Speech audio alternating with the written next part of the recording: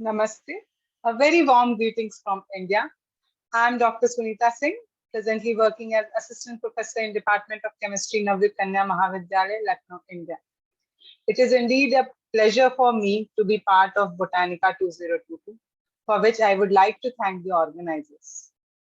The topic which I am going to discuss is very relatable to the present scenario, as we all know that we are combating with a viral infection, that is COVID-19, caused by SARS-CoV-2 for last 2 years. Although we have found a solution in the form of vaccination, but still this fight is going on. We have also heard about fourth wave in China, and different variants are coming day by day. So it shows the complexity among the viral infections. And I think my topic is found to be interesting one.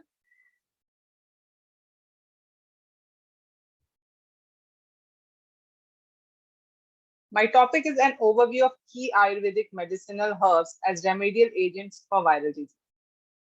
We have also heard about viral resistance, as well as it is a very debatable question about the efficacy of vaccine.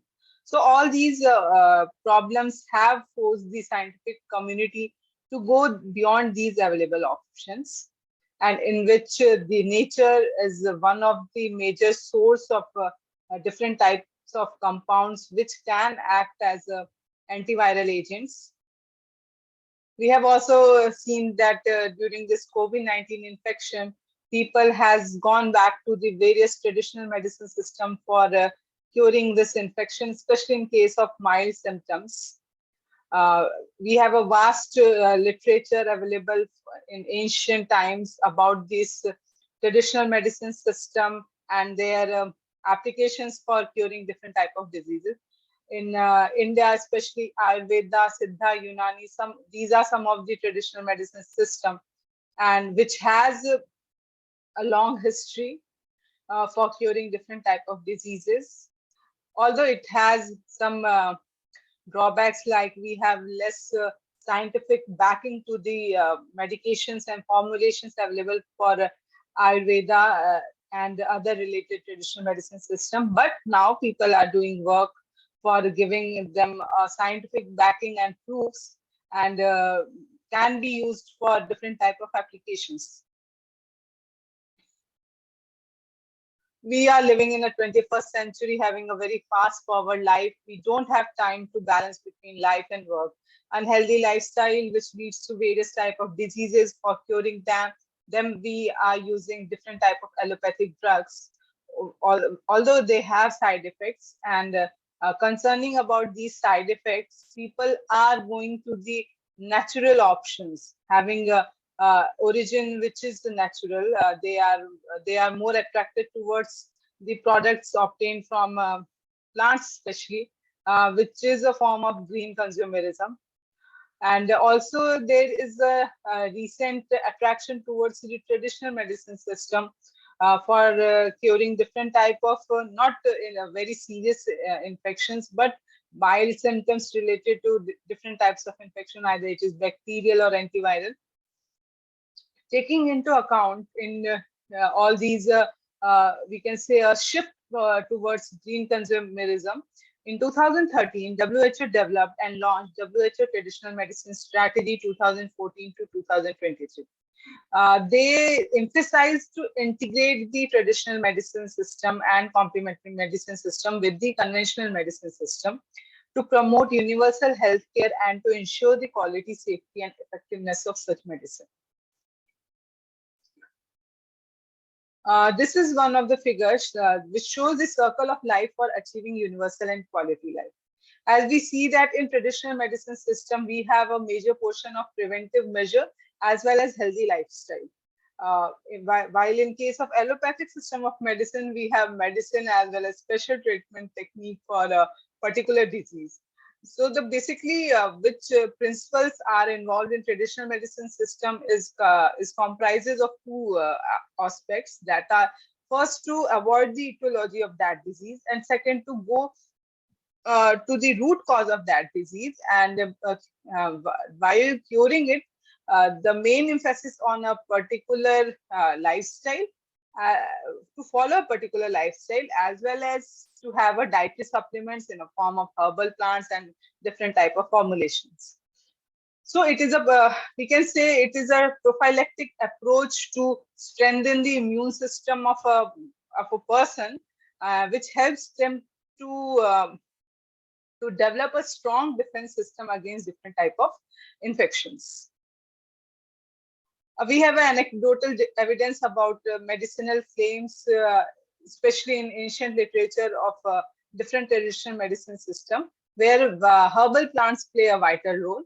It is estimated that about 25% of medicines on the global market are synthesized from natural products. Of the estimated 3 lakh plant species that exist worldwide, only around 15% have been evaluated for their pharmacological activity, which is a very minor ratio. And it is estimated that 2/3 of the world plant species have medicinal value. So we have explored very less amount, and we have a very large options that are unexplored till now. From year 1981 to 2019, the FDA Food Drug Association has approved more than 1,500 drugs, either made from unaltered natural products, botanical drug mixtures, derivatives of natural products, synthetic drugs with pharmacophores from natural products. This table shows the number approved by FDA, like from direct natural products, we have 71, botanical drugs mixture, that is 14, natural product mixture 356, synthetic drugs having natural pharmacophores is 207. So it is an appreciable amount that has been approved by FDA.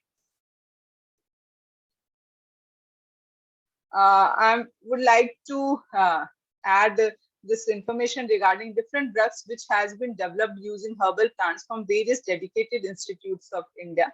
Especially we have CDRI, that is Central Drug Research Institute, which are involved in developing different type of drugs, especially from the herbal plants.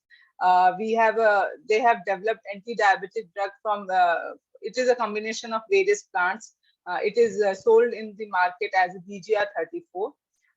Picrolive and iridoid glycoside mixture containing 60% picroside, which is a hepatoprotective agent. We have Artether, which sold as the name of EMAR, and it has anti-malarial drug. We have Consap, a local spermicidal cream, contains saponins from Sapinidus mucorosi. So it is showing a ray of hope that people are doing work, although it is a very, the area which are not explored is very much. There are various fields in which they can be applied for different drug development. Why alternatives are needed? As I have told in introduction also, that during this COVID-19, we have seen mass casualties, unpredictability of availability of vaccine, time lag between vaccine development, drug resistance is one of the major cause. We have seen that people are restoring different types of antivirals during this infection, which also create a chaos among people. We have seen emergence of mutant, especially in case of COVID. We have seen some of the lethal variants of COVID-19. We have Delta, now we have Omicron, stealth Omicron, and now XC. So we really don't know when this will going to end. We have prohibitive cost of available drugs. So these are some of the, we can say, challenges that has to be overcome. And in seeing all these challenges, herbal plants can be a very, we can say, a potential as well as a cost-effective option. Viral pathogenesis is something having steps like entry into the host, local or primary replication, virus spread to target organs and cell tropism, effect of virus on the host cell, host immune response and recovery from infection, fate of the virus after clinical recovery, and virus shedding into the environment. So these are the basic steps how this virus works. If we see the action or the mechanistic pathway, how these synthetic drugs which are available in the market works. So they probably inhibition of viral entry. It helps in viral uncoating, inhibition of reverse transcription, which is one of the major, which is one of the important steps. Viral genome integration, interference with transcription process, inhibition of protein expression, inhibition of virus particle assembly and release from host cell. So these are the basic mechanistic pathway which antiviral drugs follow. When we come to the how these antiviral herbs which are present or which has been diagnosed for the purpose involves that majority of the studied viruses belongs to Flaviviridae, Herpesviridae, and Pycnoviridae family. Mainly, these plants target the enzymes that are involved in replication and integration of virus into the host cell.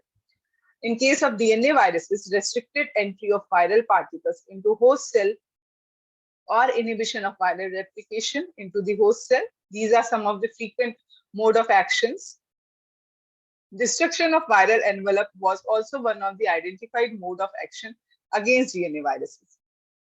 Reverse transcriptase, which plays a significant role in replication of RNA viruses. Most of the plants restrict the activity of this enzyme of a virus. So basically, they work on two, we can say two pathways they have. They blocks the viral entry as well as the process of replication. So while choosing a plant for antiviral properties, they specify some targets where the plants or their bioactive components is going to work. This is one of the representation of various medicinal plants and their possible specific inhibitory sites to act against SARS-CoV-2. Why I am citing the SARS-CoV-2? Because it is a very recent problem, which we all know about them. And the terms which I am going to tell is more familiar. Like we have heard about ACE2 receptor, that is angiotensin converting enzyme. We have transmembrane protein serine enzyme. We have main pro, or we can call M-pro enzyme. So these are some of the enzymes which are responsible for the entry and replication of virus into the host cell. So while choosing the plant, the main purpose or the main active sites are these sites which I have told, that is ACE2, transmembrane protein, M-pro, that is main protease. We have 3CL-pro, that is 3-chymotrypsin-like protease. We have a papain-like protease. So these are the active sites which are responsible for the viral replication and entry into the host. So the plants or their bioactive compounds work on these specific sites. They blocks that their activity and helps in the further, we can say, further progressing of that viral infection. I'm going to discuss about the 4 plants, that is ashwagandha, GILOY, licorice, and aloe vera. All these are majorly, we can say, explored plants, especially in Ayurveda. In COVID-19 infection also, especially in India, frequent use of ashwagandha and GILOY has been taken place by people. People use different types of juices and powder derived from ashwagandha and GILOY. Although there is a notion that is the thing which is natural has no side effects, but it is a area of research. We can't blindfolded. We don't trust about the fact that they do not have any side effects. They can be used in any proportion. So there are drawbacks also using these herbs without any proper, we can say, proper prescription, as well as different protocols has to be there before using them. First plant is ashwagandha. The botanical name is Withania somnifera and the family is Solanaceae. It is commonly known as Indian ginseng, winter cherry, ashwagandha, kanaje hindi, and some alpara. It is comparable to the Chinese ginseng. It is prolifically in dry regions of, it is found prolifically in dry regions of South Asia, Central Asia, and Africa. Particularly in India, we have in Pakistan, Bangladesh, Sri Lanka, Afghanistan, and other Asian countries. In the Ayurvedic system, ashwagandha is the most used herb for the brain tonics or rejuvenators. The roots of the plants are categorized as rasayanas, which are reputed to promote health and longevity by augmenting defense against diseases. The general health benefits of ashwagandha involves it boosts immunity, helps to reduce anxiety and stress, it lowers your cortisol, it increases muscle strength, it helps to fight cancer, it improves thyroid function, and it improves bone health, helpful in reducing blood sugar level. So these are general applications, or we can say health benefits of ashwagandha. Study shows that vithanolides, which are the major constituent of ashwagandha, is responsible for its antimicrobial, anti-tumor, and immunomodulating properties. Ashwagandha increases the production of nitric oxide, which is responsible for the macrophageal action of the immune system, and it improves the ability to ingest invader foreign cells. It possesses the power of combating disease caused by herpes simplex virus and influenza virus, which has been used by African tribes.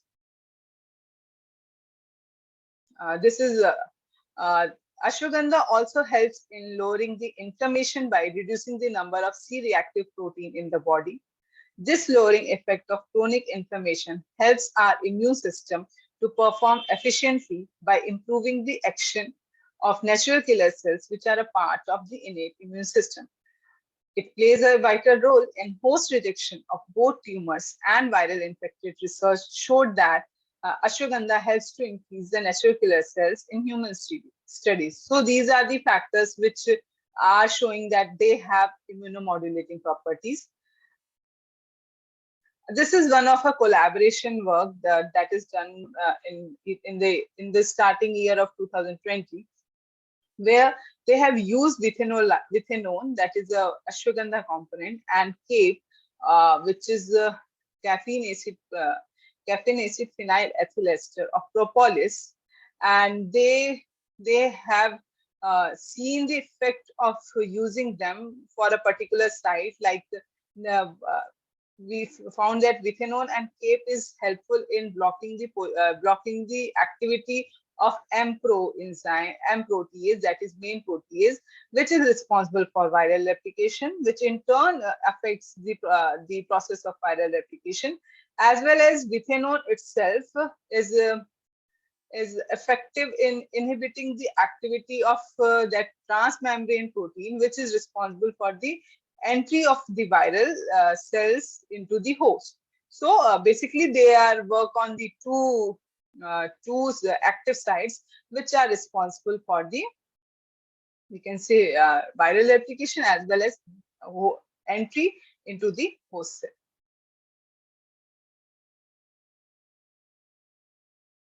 cell. Chemistry inside ashwagandha involves vithanolide D, vithaferrin A, vithanol. These components have cellular effects like they have antioxidative effect. They are anti-inflammatory in nature. They have apoptotic and anti-proliferative properties. The probable role of Withania somnifera or ashwagandha at various stages of COVID-19 involves that it prevents the viral entry and replication. It stabilizes the immune homeostasis. It mitigates the cytokine storm, that is the overwhelming response of the immune system. It alleviates the hyperinflammation. It maintains the vascular integrity. It has antipyretic effect, and it is involved in organ protection against inflammation. The next plant is GILOY. The botanical name is Ctenospora cordifolia. The family is Menispermaceae. Commonly, it is known as guduchi or amrita, which is a plant being used for centuries for its medicinal values.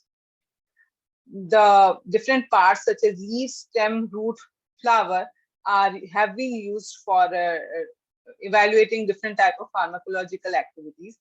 This plant is also used in Ayurvedic rasayanas to improve the immune system and the body's resistance against infections. The general health benefits of giloy involves it is helpful in treating chronic fever, dengue fever. It improves digestion. It helps in curing liver diseases. It controls blood sugar level. It manages diabetes. So these are the common benefits of giloy. The components present in tinospora have antiviral potentiality that decreases the recurrent resistance of HIV to antiretroviral therapy, and it improves the outcome of that therapy. The extract, or we can say the methanolic extract derived from tinospora powder at 100 microgram per ml and 50 microgram per ml. The percentage protection against oral herpes virus is found to be 61 and 23% respectively. The crude extract of dry stem of this cordifolia plant showed antiviral activity against herpes simplex virus, which was evaluated by MTT assay. These are the antiviral properties of giloy, which I am going to discuss in the next slide also. It also reduces the total leukocyte count, neutrophil, and eosinophil counts when its extract has been given to HIV positive patient.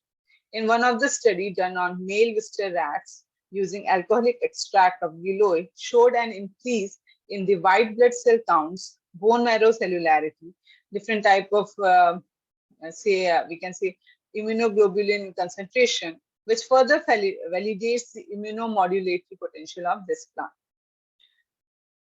The chemistry inside giloy involves, we have alkaloids, we have glycosides, we have steroids, aliphatics, and we have sesquiterpenoids.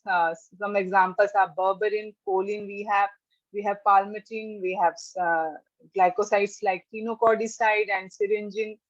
In steroids, we have beta-cytosterol. Aliphatics, we have octacosanol and heptacosanol. So these are some of the major compounds found in giloy.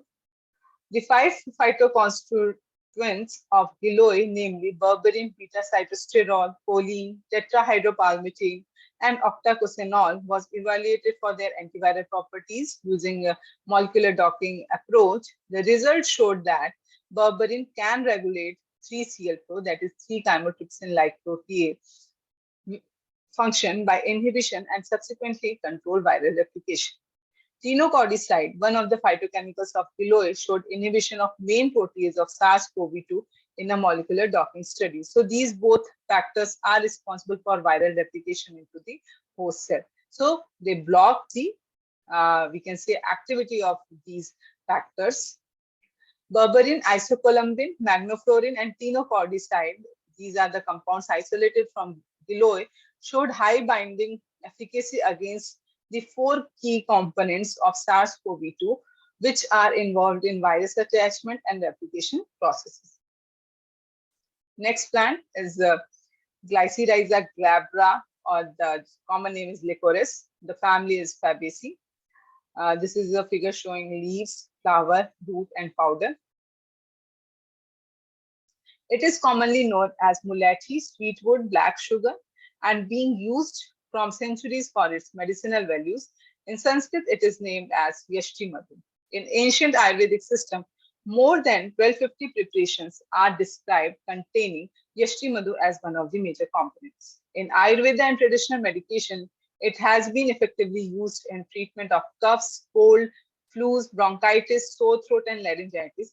It is found to be effective in treating different types of skin-related diseases also. The health benefits of licorice involves it combats digestive ailments, it fights against respiratory infection, it protects your liver, it aids weight reduction, it supports oral health, it boosts immunity, it eases menopausal symptoms, and it fights against arthritis symptoms. So these are some of the general health benefits of licorice. We have also heard about licorice candies also. And recently I read a article in which now scientists are using this licorice for the anti-cancerous properties. So now it's a high time to go beyond the available options for different type of diseases. Either it is antibacterial, antiviral, and or it is anti-cancerous, anti-tumor. So now scientific community are exploring the other options, especially that has been derived from plants. The antiviral properties of licorice, as in the next second or third slide, I'm going to tell about the chemistry of this licorice. The two major components which are responsible for the antiviral properties is glyretinic acid and glycyrrhizic acid. It is found that glyretinic acid is found to be effective against different types of virus, like against hepatitis C virus. It affects the release step, while infectious HCV, that is hepatitis C virus particles, are infecting cells. In case of herpes simplex virus, it establishes a resistant state to the replication process. In case of influenza virus, it reduces the binding of HMG-B1 to the DNA, and it inhibits influenza virus polymerase activity. In case of hepatitis, it inhibits viral particles and their core gene expression. In case of duck hepatitis virus, it activates the T lymphocyte proliferation, which is a part of, we can say, an immune response system. Glycyrrhizic acid is found to be effective against rotavirus and human respiratory syncytial virus. In case of rotavirus, it reduces the levels of different viral proteins, which is one of the steps involved in viral entry into the host. It prevents viral attachment, internalization, and stimulates interferon secretion. This is immunomodulator and other effects of glycyrrhiza glabra. In case of antiviral effects, it works on some of the specific sites, like we have the 3-chymotrypsin-like protease, papain-like protease, and AMPRO-S proteins. So these proteinic factors are involved in replication and entry process of virus into the host. In immunomodulator effect, they increase different types of immunoglobulins, which are one of the major, say, a response of immune system to the viral or foreign pathogen. It decreases different types of interleukins. This figure shows that how they work against different type of viruses. It reduces cell membrane fluidity. It prevents virus entry. It increases antigen accumulation. It induces interferon production. It reduces virus membrane fluidity. So these are some of the mechanistic pathway how they work when they are used as antiviral agents. Chemistry inside licorice involves, it contains more than 20 triterpenoids and nearly 300 flavonoids. They have flavonoids, alkaloids, glycyrrhizin, glycyrrhizic acid, glabridin, licoritin are some of the components. The antiviral property of licorice is revealed to be caused by glycyrrhizic acid and glyretinic acid, which I have mentioned in that table also. This is a structure of some of the components: glycyrrhizin, glyretinic acid, glycerin, and glabridin. This figure shows in case of COVID-19, what will be the effect when we use glycyrrhizic acid and when we are not using glycyrrhizic acid. It leads to a reduced expression of transmembrane protein, which is involved in the entry of the virus into the host cell. So it works on that site also. It also, you can see in the arrow 3, it directly inhibits the toll receptor 4, that is TLR4, independent of ACE2 activation. As we have seen about that, the entry of this virus causes the downregulation of angiotensin converting enzyme, which has anti-inflammatory properties and which has been affected by the entry of the virus. So somehow this GA, that is glycyrrhizic acid, balances the downregulation of ACE2 receptor by inhibiting the TLR4 receptor. Next plant is aloe vera, which is one of the common constituent of various type of cosmetics we have using in recent years, especially in India after the revamping of Ayurveda, and one brand which is, I'm not promoting that brand, but they have one of the major cause of promoting different types of products derived from natural origin. And aloe vera is one of the component. We have seen different types of cosmetics having aloe vera as a constituent. We have tablets, we have juices, we have now ice creams, we have a toothpaste for oral hygiene, we have a yogurt also derived from aloe vera. I mean, they have a constituent of aloe vera in it. The botanical name of aloe vera is Aloe barbadensis Miller, family is Liliaceae.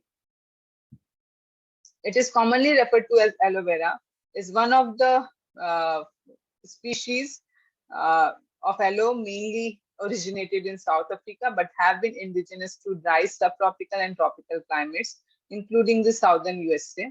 It has been used in folk medicine for over 2000 years and has remained an important component in the traditional medicine of many contemporary cultures such as China, India, West Indies, and Japan.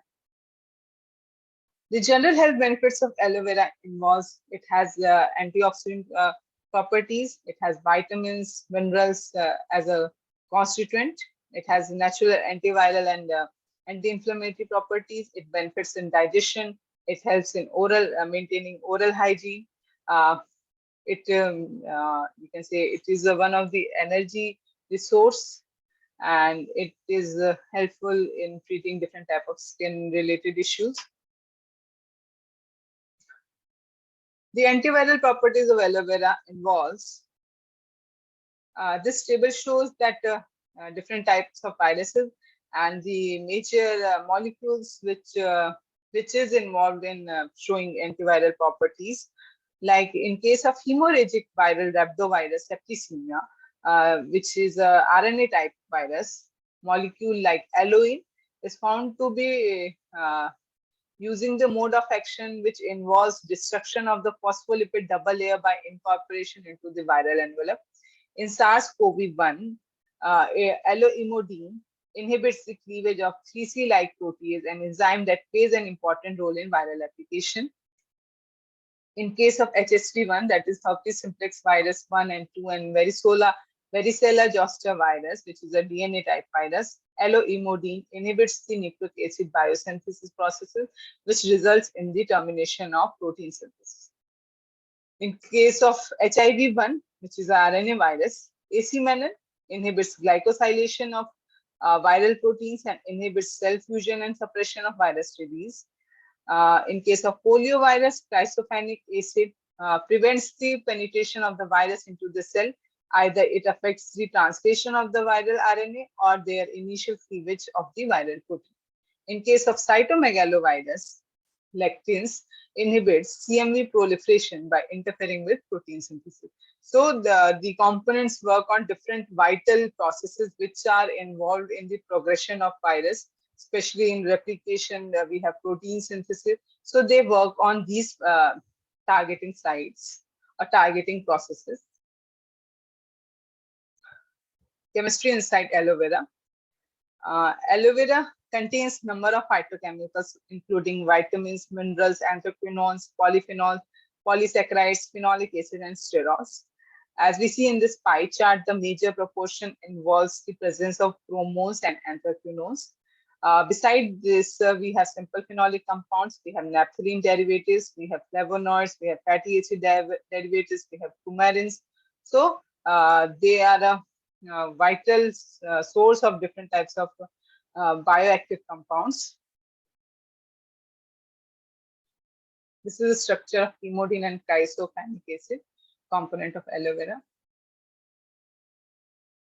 Now we have talked about very good things about these plants, but it is not very easy to be derive a drug from the herbal plants. There are challenges which has to be overcome before going to the drug development stage. So the present and future prospects of this field involves Recently, WHO establishes the Global Center for Traditional Medicine in India, which shows that now WHO is also recognizing the traditional medicine system significance.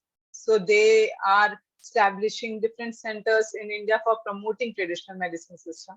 In India, especially, we have a dedicated Ministry of Ayush, which are involved in promotion of these traditional medicine system among people by or either by education, by different types of institutes, and promoting research and giving funds to go and explore the available options in this field. So they are also funding different type of institutes for doing research. So it is a positive sign that WHO is recognizing the traditional medicine system, in which herbal plants play a very vital role. As I have already said that it is showing the positive prospects of this field, although we have challenges, which I'm going to discuss in next 2-3 slides. This is the medicines which are being patented for their specific use. Like we have ganjuvir that has been derived from a plant that is Desmodium gangeticum. It is one of the India's first and only patented Ayurvedic antiviral medicine, which has found to be effective against common cold to COVID-19 infections. So it is also one of the we can say a positive outcome of doing research. And this is gingiviir H, having major component or major proportion of ginger and clove. It is treated or it is marketed as herbal mineral tablets. So people are doing work in this field, but as we can say, as I have told about there are very less proportion which has been explored, and the proportion of untouched field is very high. So we have to do a lot in this field. The problems which need to overcome if we really want to be herbal plants that can be used for different type of agents, either it is antiviral or any other medicinal application. The first issue related to or problem related to this field is quality control, as there has been no proper identification of that plant, or the processes which are used, either it is pre-harvesting or post-harvesting, they does not involve any proper protocol, which create a misconception and misidentification of that plant, and there are not specified steps regarding the harvesting processes, how the plant can be identified, how we going to extract different type of biological products from the biological products, bioactive components from these plants. Processing issues, either it is pre-harvesting or post-harvesting. We have to address these issues before going to the next step, that is going to herbal plants, to drug discovery or to drug development. Next one is biopiracy. Lack of documentation is one of the issues that has to be addressed. Clinical trials, as safety is the major concern before going to the the market. It has to the rigorous clinical trials are needed for the drugs that has been derived from herbal plants, which are lacking right now. Irrational use, people are using irrationally because of their origin, that they are natural, so they don't have any side effects, but side effects are reported. In case of GILOY, we have seen negative effects on the kidney and liver. So proper protocols should be followed before their use. Research related R&D issues, research and development related infrastructure is lacking right now. Although in India, especially Ayush Ministry is now focusing on different aspects of traditional medicine system, how to revamp them and give the place which they have in the ancient times and the importance they have in the ancient times. And other issues involves the lack of practitioners and we can say people having good knowledge about this field. So they are also this is also one of the problem. Pharmacovigilance, the data regarding toxicological and safety issues are very less, or we can say rare, because safety is the first concern that comes when we talk about drug development. So pharmacovigilance is one of the major, say, a component for the journey of herbal plant to going to the drug development stage. Infrastructure regarding the research and development is lacking right now. And administration, it is one of the major concern also, because there is no authority which regulating authority which can, we can say, regulates or gives a guideline regarding this traditional medicine system, how it is to be like what are the protocols that has to be followed before using them either in raw form or when we are going to the drug development. Then so administration is also lacking.